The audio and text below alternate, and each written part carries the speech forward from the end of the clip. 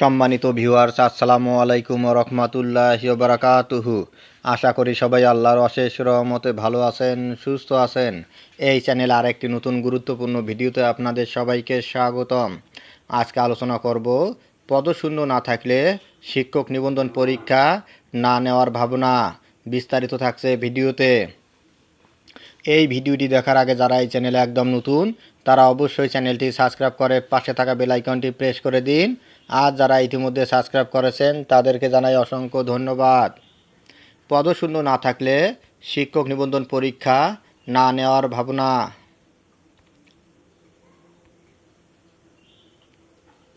সংশ্লিষ্ট বিষয়ের পদশূন্য না থাকলে ওই বিষয়ের নিবন্ধন পরীক্ষা না নেওয়ার চিন্তা ভাবনা করছে বেসরকারি শিক্ষক নিবন্ধন ও প্রত্যয়ন কর্তৃপক্ষ এনটিআরসিএ। তবে বিষয়টি এখনও চূড়ান্ত নয়। এনটিআরসিএ সূত্র বলছে, নিবন্ধন পরীক্ষায় বেশ কিছু পরিবর্তন আনার বিষয়ে ভাবা হচ্ছে।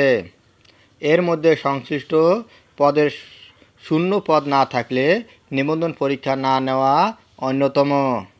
তবে এ বিষয়টি এখনও চূড়ান্ত করা হয়নি। সেজন্য 19তম শিক্ষক নিবন্ধনের বিজ্ঞপ্তি চলতি বছর প্রকাশ করা সম্ভব হবে না। জানতে চাইলে এনটিআরসিএর সদস্য পরীক্ষা মূল্যায়ন ও প্রত্যয়ন মোহাম্মদ নূরে আলম সিদ্দিকী বলেন, সনদ অর্জনের পর প্রার্থীদের যেন বসে থাকতে না হয়, আমরা সেই চেষ্টা করছি। এজন্য শিক্ষক নিবন্ধন পরীক্ষায় বেশ কিছু পরিবর্তনের বিষয়ে ভাবা হচ্ছে। তবে এগুলো এখনও চূড়ান্ত হয়নি। 2005 সাল থেকে এনটিআরসিএ শিক্ষক নিবন্ধন সনদ দিচ্ছে। তবে শুরুর 10 বছর শিক্ষক নিয়োগের ক্ষমতা ছিল সংশ্লিষ্ট শিক্ষা প্রতিষ্ঠানের গভর্নিং বডি বা ম্যানেজিং কমিটির হাতে।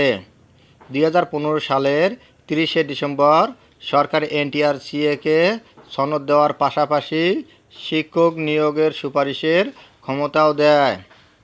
এরপর 5টি গণবিজ্ঞপ্তির মাধ্যমে চলতি বছরের 31শে আগস্ট পর্যন্ত 1,32,898 জন শিক্ষক নিয়োগের চূড়ান্ত সুপারিশ করেছে এনটিআরসিএ। ধন্যবাদ জানিয়ে বিদায় নেওয়ার আগে আবারও অনুরোধ জানাই, যদি ভিডিওটি ভালো লাগে এবং সর্বশেষ শিক্ষামূলক আপডেট ভিডিও পেতে চান তাহলে অবশ্যই চ্যানেলটি সাবস্ক্রাইব করুন। ধন্যবাদ সবাইকে।